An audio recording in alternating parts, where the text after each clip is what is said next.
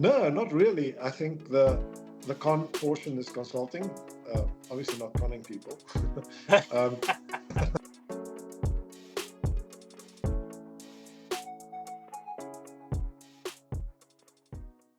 So, Martin, we sit here. Westrocon is 20 years old. Is that correct? yeah, so we've been around since 2008, but I think we got more momentum around let's say a little bit later. So I guess that's around right. Yeah, And we you are so you SAP start partners since 2012. Yeah. okay. But you started with Westrocon, and I have a lot of people when I talk to them on the phone. I mean, past for the last few years. Where did Westrocon come from? And it is not something that you determined on your own, correct? That name. Yeah, Mike, it's really an interesting one. Um, as I mentioned to you before, I had a guy that I was mentoring, and he started this company, and he consulted me to help him to get some traction going. And then finally, he won the green card lottery, and he said, "Do you want to buy a company?" And I went, "Why not? Let's buy a company." And I bought the company with the name Westrocon, and I don't know where the name came from, and neither does he, in retrospect. So it's one of those things. I got the company with the name. I figured out I had to find a way to make it work, but there's actually no real history to the name. So no one knows what Westrocon came from or stands for. No, not really. I think the con portion is consulting. Obviously, not conning people. um, but the rest is, I guess, anybody's guess. Uh, it's interesting, and I think that shows you how a brand works, right? Something that doesn't actually have any particular meaning over time gets an identity and gets to become, recognizable. Well, I mean, when I first started working with you, right? It was a company name that I just thought, wow, that's got a really nice ring to it. And I assume that's why you haven't done anything to it. But that's pretty funny, and I can attest to that because I talked to who you bought the company from, and he confirmed it. Don't know. And I mean, back then when you first started, was it just, Martin as a consultant, or what was your plan in the beginning, or did you just figure it out as you went? I always think that's a very interesting question, right? When people start companies. Yeah, nowadays there's a lot more information available around running companies, and there's blogs and those sort of things. But in those days, I was a curious guy, so I always wanted to figure out how stuff works. So for that reason, I bought a SAP HP 9000 server, which I never started, and which Nadine, my wife, was very upset about. But the same with the company, I bought it, and I was curious about what to do with the company. It was a SAP partnership for Business One, but it had like one customer, no employees, lots of marketing material. And then I had to like understand how to make this thing something. Right? There was a brand, and there was some sort of general idea. There was a ERP system, funny enough, but that was it. So it was a very evolutionary process, and I think a little bit of a practical MBA, if you want to, because as I uncovered things that I had to do with the company, I sort of taught myself some skills to be able to take it to the next level. So it certainly wasn't a structured plan. As my eyes opened up to new areas of the business to manage, I sort of acquired that knowledge, and then it opened up the next. It's almost like a game, like when you play a game and a new level opens up. You say, "Hey, here's a new weapon," and then you go forward. And then you kept going. And was it BYD you started off with? Was it the ERP side? So we started off with Business One. BYD came a lot later, but I had a background as an ECC consultant, SAP ECC consultant in supply chain, and I started to consult a little bit in that. And in those days, consulting skills for warehouse management was very scarce. And the work just sort of came to me. And after a while, I had a couple of people supporting me, and the team grew. And we just did a lot of supply chain type implementations. And then, and I didn't even have marketing or sales. It's just like people phone me, hey, we've got a warehouse project. Do you want to help us? And off we went. And then over time, as we started to see we needed additional skills to complement that and do full implementations, we also realized, hey, hang on a sec, we need to figure out how to sell software and need to figure out how to do complete implementations. So no real like big aspirations, business plan. It was, let's just figure this out as we go. I think that's fascinating. And it quickly evolved. Like you implemented BYD, your phase 2 is live. I just got the email on it today, which is exciting. But I think you always had, your passion was in the ERP land, right? And exactly. So yeah, sorry, Mike. Go ahead. Yeah, so we had Business Oneness, SAP Business Oneness in ERP, but in reality we used it a lot like an accounting system, and we had a add-on a Moringa projects, very good product if I may say, and those two together made our ERP ecosystem. But I've always had a passion for digitalization of companies, and that's sort of the thing we preach to our customers. So when we started to look at our business needs, we realized, okay, we need a CRM, and we need a project management system, and we need, proper billing and timesheet management and accounting and revenue recognition and multi-currency and multi-entity. And when you put all those things together, that's where ByDesign was a really good fit. And you originally started, because you had worked in the US before you started this company. Did most of your work come from Africa, or were you doing, like, proportionally right now, I think you could call it half and half, right? You do a lot of work in the US. You've done quite a few S4 implementations. I know because I was a part of those. And did it, I guess, because today you're global, right? I mean, I think it's a fascinating story. Today you're global, but back then I'm interested, how did it kind of, you thought, hey, I'll just do it in South Africa, or the US had a need and you felt you could do it from there? You know what I mean? Does that make sense? Yeah. So, it's really interesting as we expanded our modular capabilities. So in other words, went from warehouse management to supply chain to ERP.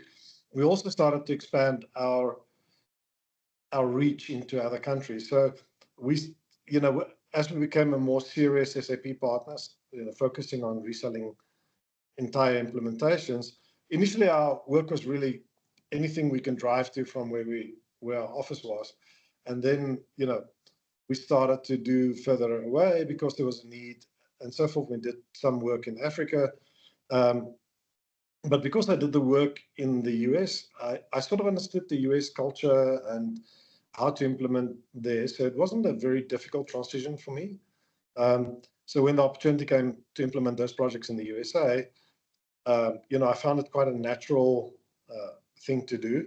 Really enjoyed it. I enjoy the US companies, and I enjoy the way that they do business, and that the way that they make the technology work for them. So yeah, so right now I would say 50% of the business is outside of South Africa and 50% is inside South Africa, but that includes all of Africa, the UK, and the USA.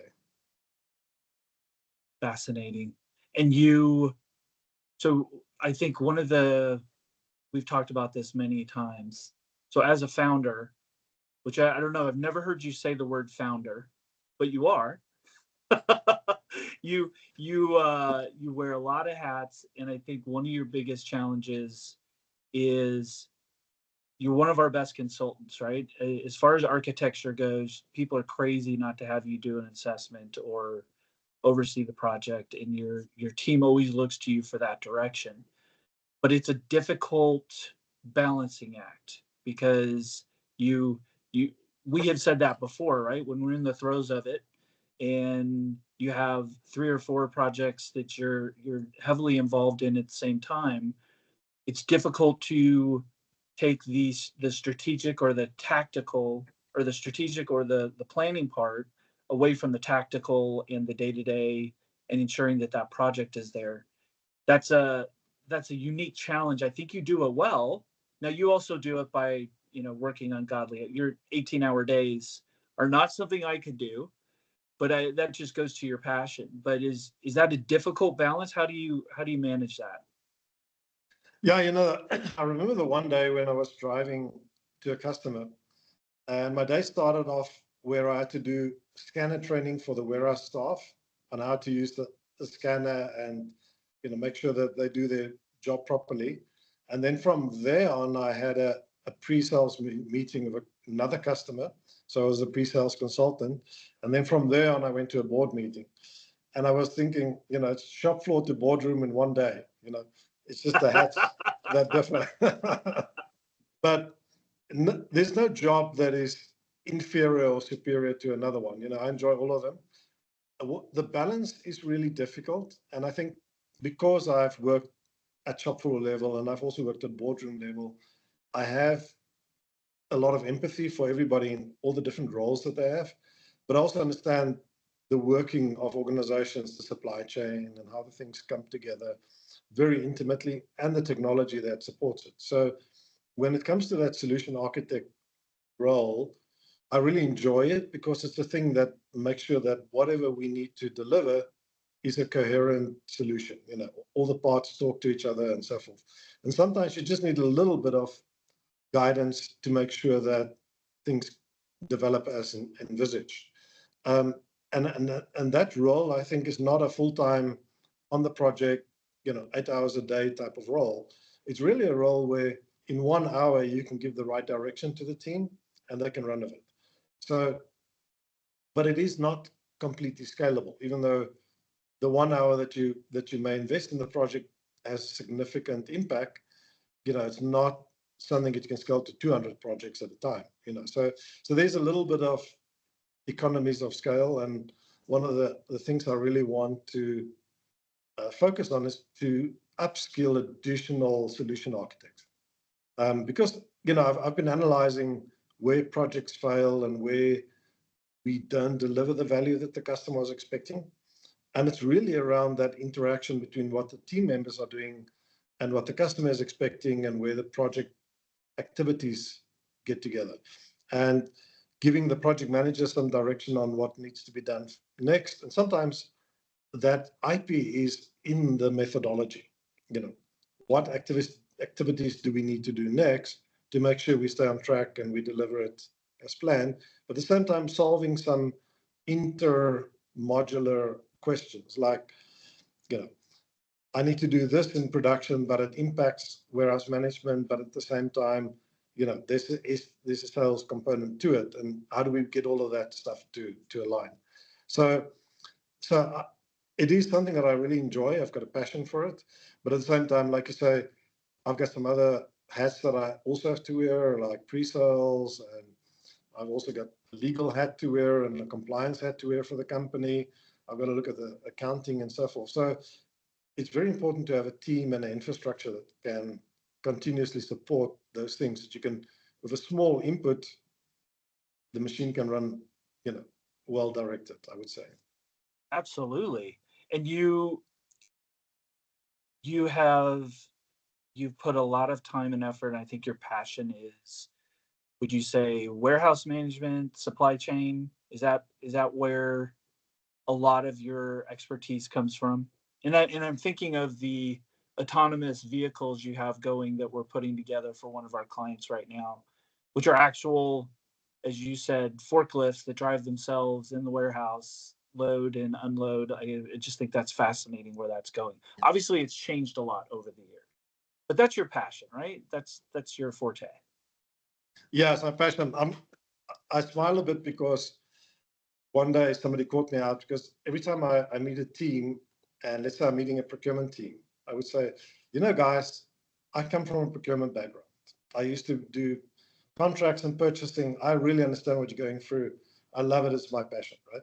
And the next meeting, and that's the truth.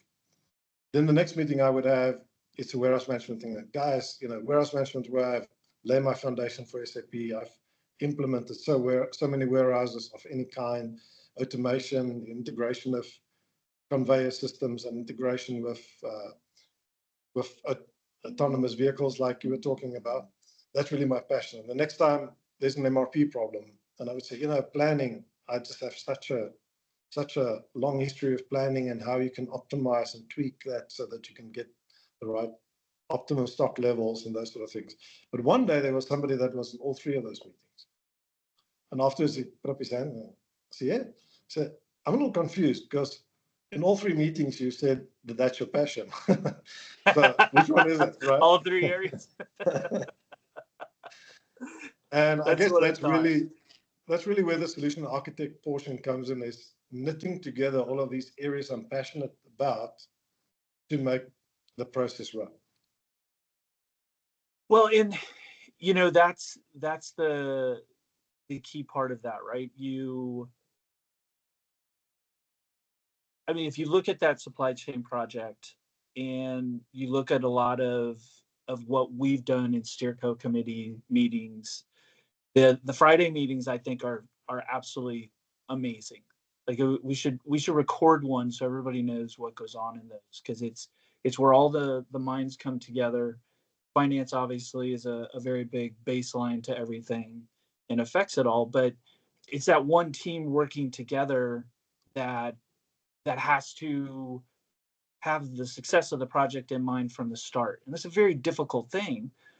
And I don't want to get into, our segment down the road that goes into the top 10 things we've learned from S4 implementations. But one thing, like you have a lot more experience than I do, but I've been in SAP probably over 10 years. And I can't remember, if you look at the S4 private solution, the RISE, the capabilities, the ability to leverage the best practices that SAP has put together over 40 years, it's very invigorating to see what we can do with those implementations. Because what used to be, like we've said that before, right? And we've done it on calls. You used to have, okay, here's a whiteboard. SAP would come in, let's draw the process, and then we'll go build it. And now you somewhat have the same thing, but because of those best practices, I think it speeds your process up. Now, our Fit to Stand workshops don't always go as planned or as quickly, but do you agree? I think the S4 solution is still not seen as it should be as far as the gravity of what it can do for a company. And I'm not just speaking to the ECC 6, right? That's even net new. But I guess that's a long-winded question. Sorry about that, Martin. But what is your view on S4 today? Yeah, it's amazing. I've been doing SAP projects since the 97. Actually 94 in 2.2F or something like that. But the thing that's amazing is over the last 5 years or so, the pace at which SAP brings in innovation into the product is just staggering. And it's across all modules. And it's almost like the more they bring in, the more it breeds new innovation, right?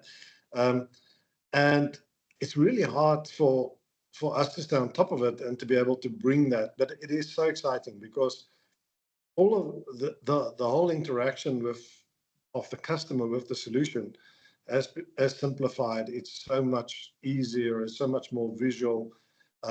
But at the same time, there's so much more deep and rich functionality in planning, in production, in quality.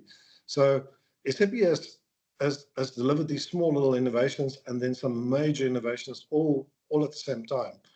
So for customers, and that's really one of the things I really love, is to give them additional functionality without paying additional money. So some of the stuff that's there, nobody's using it, doesn't cost you more money, but it brings a lot of additional value. And there's so much little gems in that whole solution. I really think that S4 is, and I think all versions of it, public and private, they're all, and on-prem, they're all really so full of solutions and so rich that you can really elevate your business by unlocking some of that hidden gems, I would say. Absolutely. And I just, I think it'll catch on. I think, you know, the S4 public serves a certain sect of SAP clients, but I think, especially those ECC 6, but even those clients that are coming on to us, right, that are net new, it's incredible. In my opinion, I've never been more excited about where SAP is going, and the infusion of AI too is pretty incredible. So back to the company, right? Back to Westrocon. Are you surprised where you are today? Because you bought a company, we have no idea where the name came from. you little by little, you're like, well, let's just figure this out as we go. And then you and I started working 4 years ago, and right now you are global, and I think you will continue to be global. You have huge aspirations on where to go. I think the UK is next. But are you surprised at where you are today, based on not necessarily how it began, but it's an impressive story, Martin, in my opinion. Yeah, it is, Mike. Thanks a lot. You know the old saying about behind every successful man is a surprised mother-in-law? It's a little No, bit I like don't that. know that saying, but I can understand where you're going with this. But you know, it's certainly been a very exciting journey, and the one thing that, apart from the growth in the company and the people and stuff, is really the people that you interact with and the relationships that you build. Those are the valuable things. You know, those are the things that will remain long after the company, you know, as whatever's happened to the company. So for me, that's the enriching part. You know, meeting people like yourself that bring so much experience and wisdom and, you know, knowledge to the party. And I think that's really how you become global, is you surround yourself with people that are so competent and skilled and motivated and bring a different dimension that you didn't see before. So all of this growth is not really me just reading more books or watching more videos. It's about the enrichment that you get from the people that are around you and support you and share your vision to grow.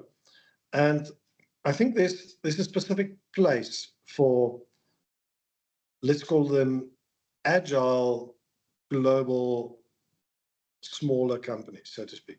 So companies that can have that agility to meet your needs, do it quickly, do it affordably, bring a richness of knowledge, and be a partner to you at the level that you still matter as a customer.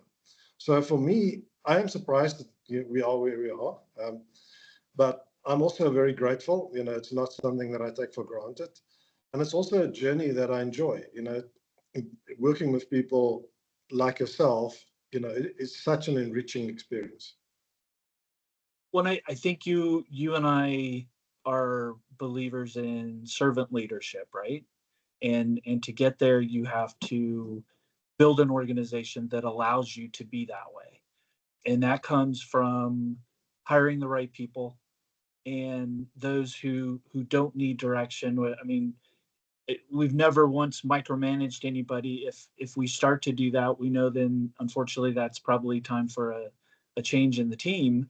But it's amazing to me, and that's a compliment to you as well, that the team that you have there is so focused, so set on working together, and everybody knows what needs to be done, that it just works. And it's a huge foundation. I think you have to have that to go global.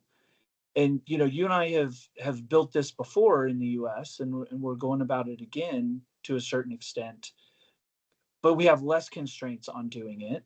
And the way that we sell, there's a portion, there's probably 25% to 30 that are local, and then it's 70 to 75% that are going to be in South Africa, and those teams work very well together because I think you do need some local representation, but at the same point, all the experiences with South Africa right now with S4, and that's not easy to build, and I do think that's what that's why I'm here today, and I'm grateful for the opportunity. But and we're both dads. I think that's part of it too, right? You run the company like you not necessarily like you run your entire family, but it's that mindset that gets you there, and people, I think, feel that. You agree?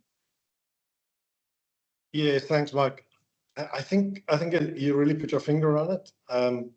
It's definitely partially that black art of, or black magic of, creating a culture that keeps the right people together.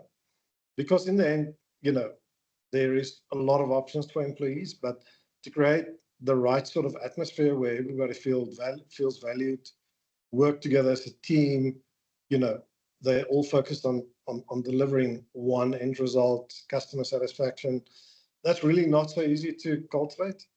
And I think having the right foundation, as a father, you understand that you cannot run behind your kids for the rest of their lives. You got to give them a compass, say, this is where you find the true north. And, if you feel you're off track, look at the compass and realign your direction, and there you go. And I think companies are like that as well. You need to provide guidance as to where we're going, and you also need to show the way yourself. So I'm not afraid to get my hands dirty. Literally, I get involved in stuff if I have to. But like you say, the minute that you have to micromanage somebody, then they're probably not suited for your organization. In small, nimble, agile teams, everybody does their bit, and you can rely on everybody, and you're successful despite your size, and you're successful because of your size, right? And the model that you discussed, where we have some local delivery content and some global delivery content, I think that is very successful because you have a very small economy of scale that can deliver large results. To replicate the entire team I have here in South Africa into other countries will be a very expensive exercise. And you'll have to retrain all those guys, get them to work together, get them to deliver things successfully. Now you have the ability to have a local team in the US that can run the project, interact with the customer, do some on-site stuff. But at the same time, you can use a team that has done many, many, many S4 implementations and migrations, and leverage their experience jointly with the project team. So I think the customer ultimately is the winner because there's an economy of scale, there is efficiency, there's a cost benefit, but you also have the local development where there's investment in the US, there's investment in all the other markets that we work in. And like I said before, I would really like to have a skills development or a youth skill development in every territory that we work, uplift somebody from that area that will become part of the team, and that will help us move forward. Well, on that note, you guys have begun that, right? You're targeting those young kids that are the future of Westrocon, and you're starting to train them, correct? Yeah, we've been very blessed. We have an incredible team of talented interns, and they're from all over. They're not only from South Africa. We've got some from Mozambique, and we're just starting a new program in Malawi. We've got some from the DRC. So, but the one thing they do have in common, and you must actually go and watch our video on all the different languages that the team speak.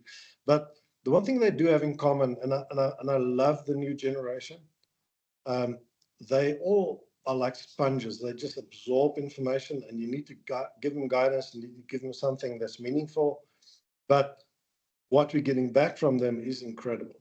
And those are the teams that must take the place of the aging SAP consulting pool, because that's one of the big concerns globally, is that the people that grew up with SAP is reaching retirement age, is getting out of the market, and there's not sufficient follow-up people to help support the solution. So for us, investing in that is really, really important, and we enjoy doing it.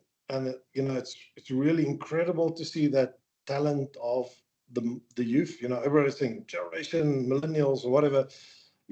I'm just saying I love them. They are such creative, absorbing, knowledgeable, energetic, focused team. I think it's just you need to understand how to interact with them. But we are seeing some fantastic results, and I'd like to replicate that across the world.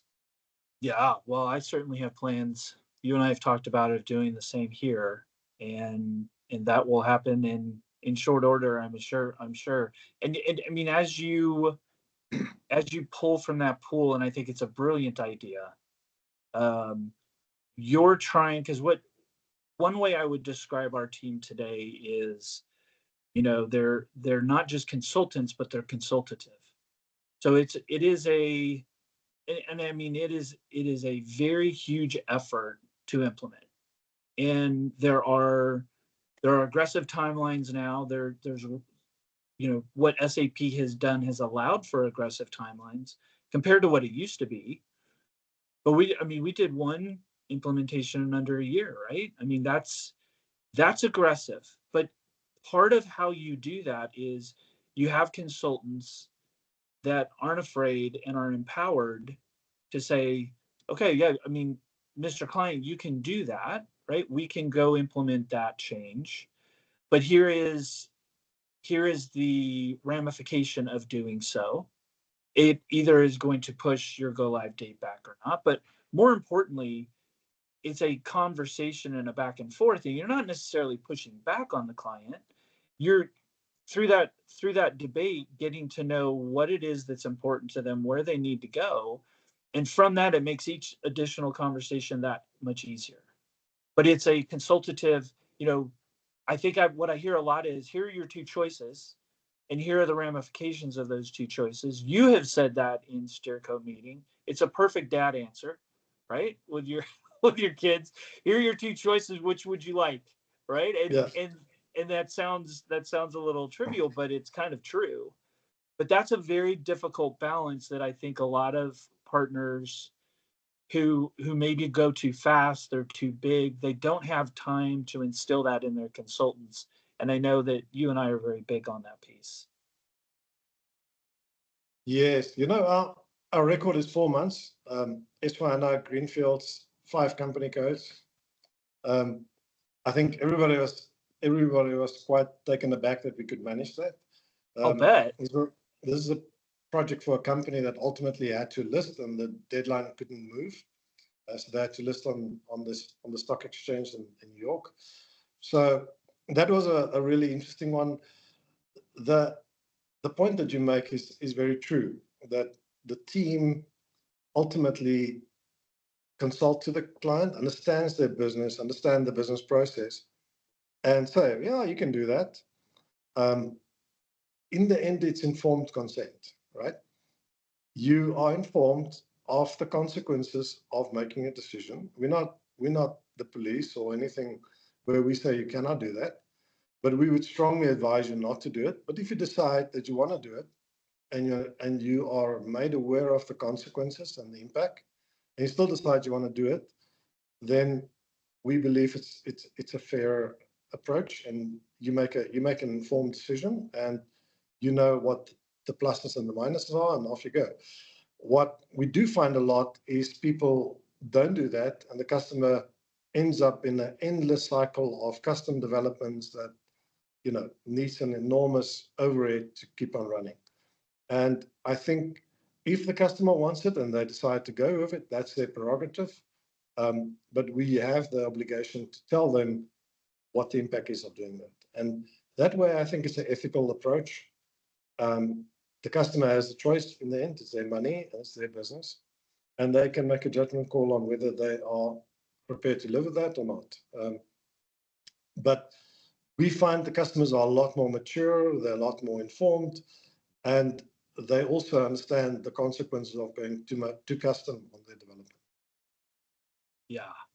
And I think the other part that we agree on is we are both extremely straightforward in how we do business. And I think we're very straightforward in how the implementations go. There's no surprises, there's no tricks. And I really think that's an important part of your success today as you go global, because you have plans for the UK soon, I assume, many other areas, not just Africa and the US. How are you going to preserve that? Because I think it's the hard part, right? Where at some point you lose sight of it because all this business comes at the same time in certain cases, and you can't pass it up. So I think, and maybe I'm answering the question, but doesn't it come down to turning away business when you feel like you are going to lose that special piece that the team has and that Westrocon has? Yeah, I find that in the beginning it was hiring your friends and family, right? And then you get to the point where you run out of friends and family, and you hire the people that you worked before with, and then after a while you got to start hiring people you don't know at all. And in the end, it comes down to, is there alignment of the values that you have? And if you're working, and we work with a lot of partners across the world, and for smaller companies, you have to partner. You cannot do it all by yourself. And very soon you have to ask your question, are we aligned on our values? Do we have the same approach? And almost like you select employees based on where you think there's a match, the partner business is like that as well. So as we grow, one of the most difficult things to do is to say no to business. It is counterintuitive. You just I don't want to do that. But at some point, it is sometimes the best decision to make. And that's really also why, for me, the focus is sustainable growth, right? Growth just for the sake of growth or for vanity or for, whatever doesn't make sense. It's got to be sustainable. We are growing because we see the opportunities, but we're not growing because we just want to rule the world.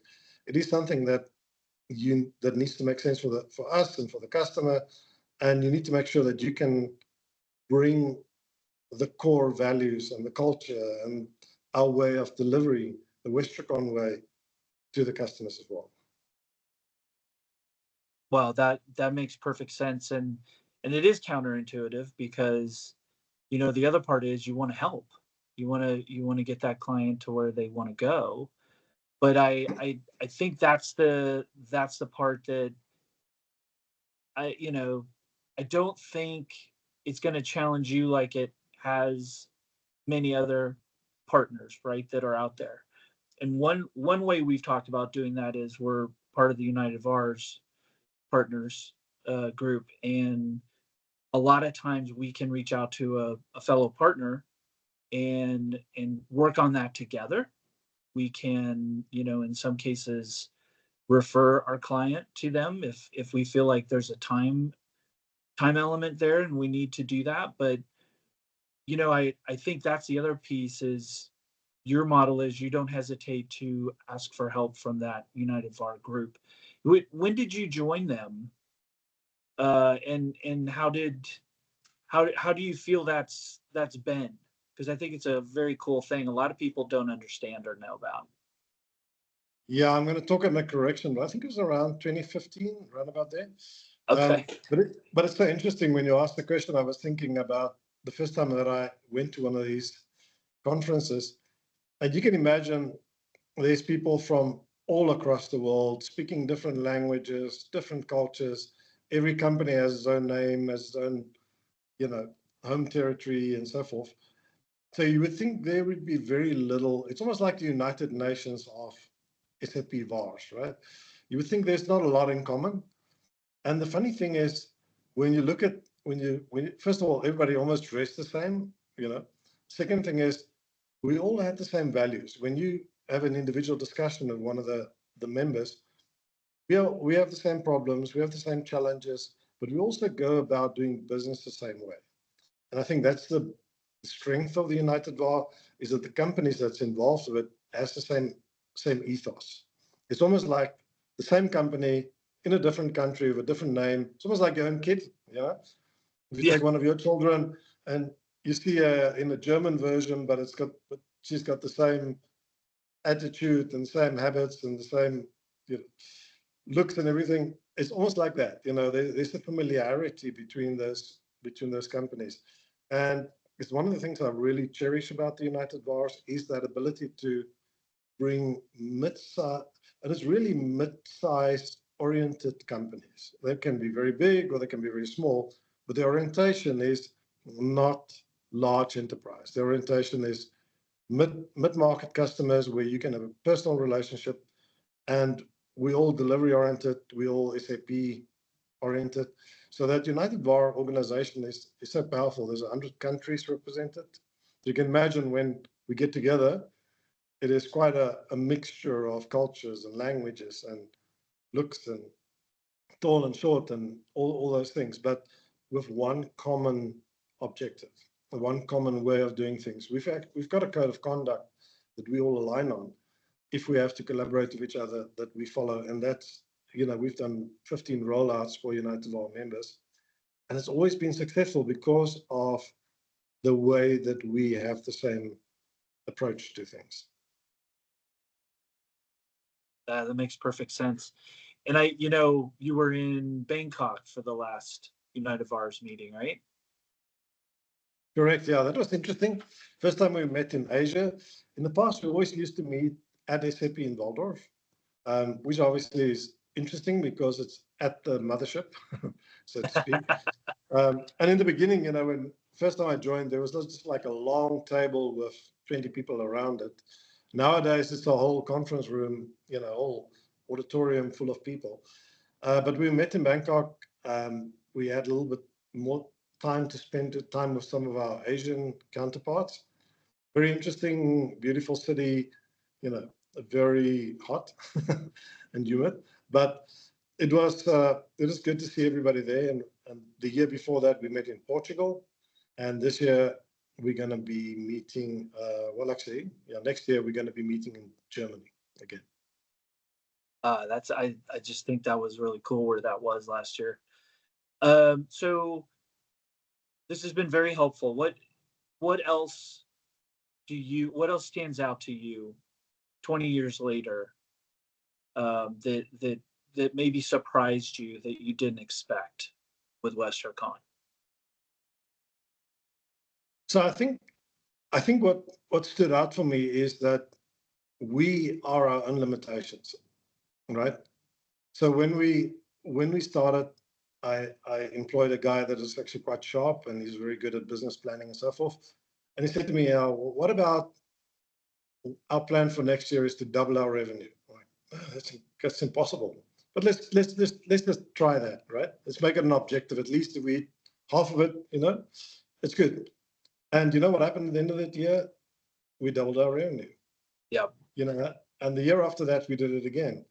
And then I started to understand that what we see as limitations is really only in our head. The more I challenge the notion that we have limitations, the more I realize that anything is essentially possible if you put your mind to it. And obviously, the one thing about a business like this is you have to have perseverance. You have to stick it out. And most of the time, it's not going to be fun. But ultimately, you need to understand where you're going, and you need to have the ability to share that vision of where you're going with everybody. And you can't do it alone. You need friends and colleagues and people that can help you and guide you when you veer off the road, like yourself. You need that. It's lonely at the top, and if you don't have a support structure at home and in the business that can help you find the right way, it's going to be a very, very long journey. So it's definitely not an individual effort. It's a team effort, but it's also something that if you put your mind to it and you keep on working at it, ultimately it will happen.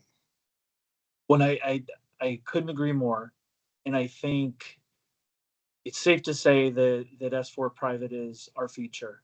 It's also SAP's future, and you know whether it's whatever color field we want to call it, but that's where we're going, right? And I've been involved in 3 or 4 with you. You as a team have done over 10. I think you were one of the first. I mean, your first S4 Private was 5 years ago, 6 years ago, Correct, yes. and And we that's also did, go ahead. we did one of the first S4HANA implementations on the very first version that came out, 1511. We did that in one of the first in Africa, and it was together with SAP as a customer care project. And obviously, so we have been involved with S4HANA since 2015, since it came out in its first thing. Sometimes being on the bleeding edge is not such a good thing, but we learned so much, and we've always tried to make sure that we can implement the latest. And where SAP is going now with integration and automation and AI, all the analytics, all those things supporting S4 as a core ERP, the opportunities for business to get return on investment is just endless. Yes, and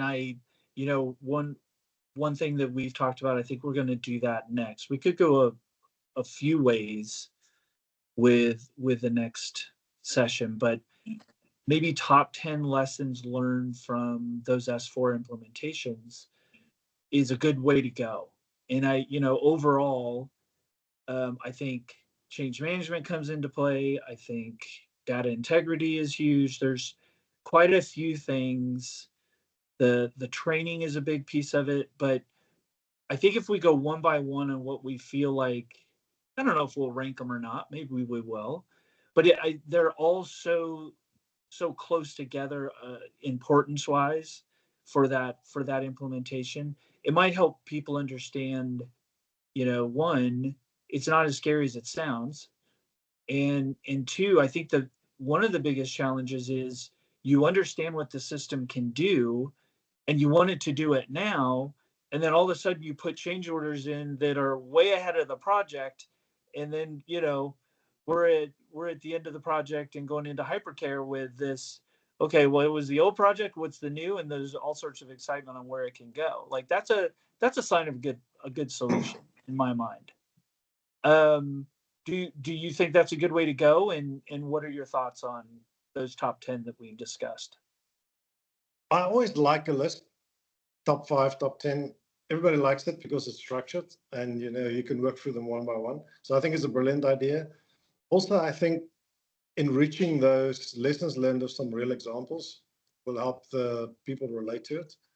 And why bump your head against something that somebody else has bumped their head against? If it can help you to have a smoother implementation, I think it's definitely worth the listen.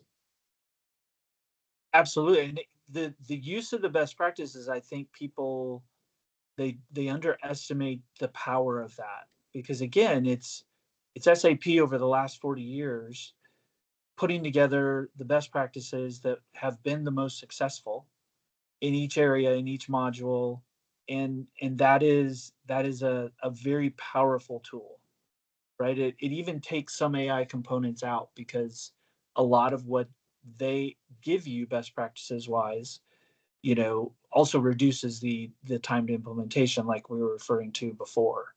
Yeah. So in closing, what's the most impressive thing S4 Private does in your mind? So for me, I think the real value, if you want to unlock the difference between, because you can use ECC like you can use S4 like you use ECC. I said to their guys, if you had a wheelbarrow, you pushed it around, and now you buy a pickup, you get your buddies to push you around, the pickup being S4, you haven't really gained much, right? It's when you start the key and you drive it away that you actually get that additional value. And the value in S4, definitely in my mind, is the user interface, the way that comes to the user and that they can use analytics to improve their efficiency, improve their visibility of what they need to do. So embedded analytics together with the user interface Fiori is a big winner. And then there's a lot of automation, and I think there's also a lot of opportunity to implement new functionality that can add a lot of value. Just one example, for instance, is dispute management. So on your accounts receivable, you can you can activate the dispute management module, and you can track why customers are not paying. It's a little module, you can do it all by itself, but it adds a lot of value. So for me, the value is new functionality, user interface, embedded analytics. And all of that gives you the efficiency. Yeah. All of that what? Gives you the efficiency of how to get the most of the system. Absolutely. And do you feel AI is a big part of that? Do you feel SAP has made great strides, but has more to go? I think everyone does. I guess that's an easy question, but AI is another topic we'll take, right? And maybe we'll do that in between the top 10. But what's your thought on AI as it applies to S4? I think SAP's vision on because AI obviously in a business context is different than AI with consumer level, right? If I ask a consumer level AI or generative AI, what is the average salary of the presidents in the world? It doesn't matter if they give it to me. But if I ask a business AI, what's my boss's salary? It could cause a lot of problems. So having generative AI that is boxed in, rule-based, make sure that you don't get to know more than you should, but at the same time give you all the wealth of machine learning and all of the other things that comes with it. I think that's the real challenge with AI. So when you add AI to a business system, it's got to be very well fenced off to make sure that you don't have little accidents. And would it be safe to say that one of the old adages in consulting is the right amount of technology at the right time? And I think a lot of where AI is exploding, obviously, but as it pertains to SAP and the implementation, it needs to be tried, it needs to be proven, and I think there's a level set that needs to occur on, how you integrate that, because I think you can integrate AI, but also how you implement that, correct? Yeah, absolutely. So whether you're talking about robotic process automation or you're talking about generative AI, there's so many use cases that I think for us, it's almost a challenge to find out what is the use case that will help the business get the most value out of it.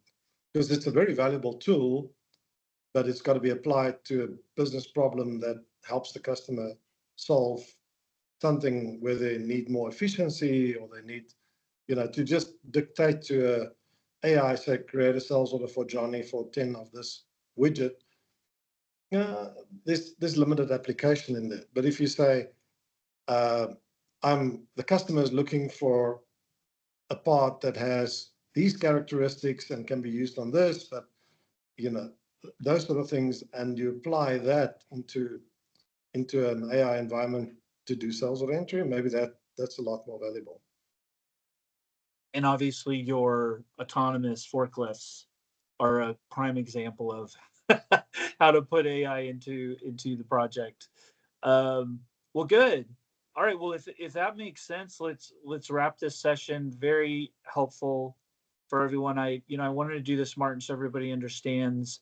I think you guys are a little bit of a sleeping giant. Your experience is ridiculous. There's little in SAP you guys can't do. And I'm happy to be part of the team and have been part of your team for over 4 years now. So let's see where this goes. Any last parting words? No, Mike, thanks a lot for hosting the conversation, and it's really a privilege to work with you and to work with the rest of the team. And we hope we can bring that same level of innovation and level of expertise to our customers across the world. So thanks a lot for the discussion. My pleasure. And I agree, we're just getting started, right? Yep, we are. Thanks, Martin. Take care. Thanks, Mike. All right, bye.